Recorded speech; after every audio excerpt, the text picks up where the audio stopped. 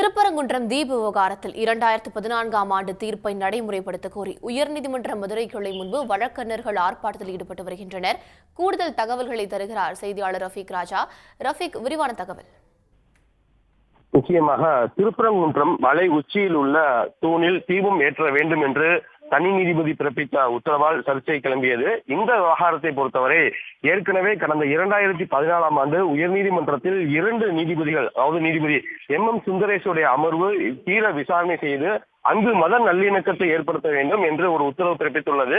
அந்த உத்தரவை எவ்வித கருத்திலும் கொள்ளாமல் தனி நீதிபதி தன்னிச்சையாக தற்போது ஒரு புதிய தீர்ப்பை உத்தரவு பிறப்பித்துள்ளார். இந்த மதுரையில் சமூக நல்லிணக்கம் என்பது பாதிக்கப்பட்டுள்ளது, சட்ட ஒழுங்கு என்பது கேள்விக்குறியாக்கப்பட்டுள்ளது. எனவே தனி நீதிபதி உத்தரவை நடைமுறைப்படுத்தாமல் ஏற்கனவே தீர விசாரணை செய்து 2 நீதிபதிகள் கொண்ட அமர்வு, அதாவது கடந்த 2014ஆம் ஆண்டு உயர்நீதிமன்றத்தில் 2 நீதிபதிகள் கொண்ட அமர்வு இந்த என்ன உத்தரவு பிறப்பித்ததோ அந்த உத்தரவை தான் தற்போது நடைமுறைப்படுத்த வேண்டும் என்ற கோரிக்கையுடன் தான் தற்போது உயர்நீதிமன்ற மதுரை கிளை முன்பாக மதுரை உயர்நீதிமன்ற கிளையின் வழக்கறிஞர்கள் மற்றும் மாவட்ட நீதிமன்றத்தினுடைய வழக்கறிஞர்கள் இணைந்து தற்போது இந்த ஆர்ப்பாட்டத்தில் ஈடுபட்டுள்ளனர். இந்த ஆர்ப்பாட்டத்தில் முக்கிய கோரிக்கை என்பது கடந்த 2014ஆம் ஆண்டு தீர்ப்பை நடைமுறைப்படுத்த வேண்டும்.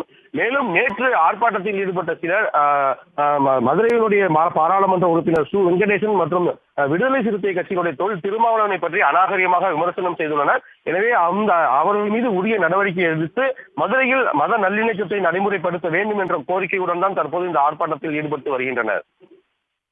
தகவல்களுக்கு நன்றி ரஃபீக் ராஜா. உடனுக்குடன் செய்திகளை தெரிந்து கொள்ள சன் நியூஸ் பெல் ஐகானை கிளிக் பண்ணுங்க.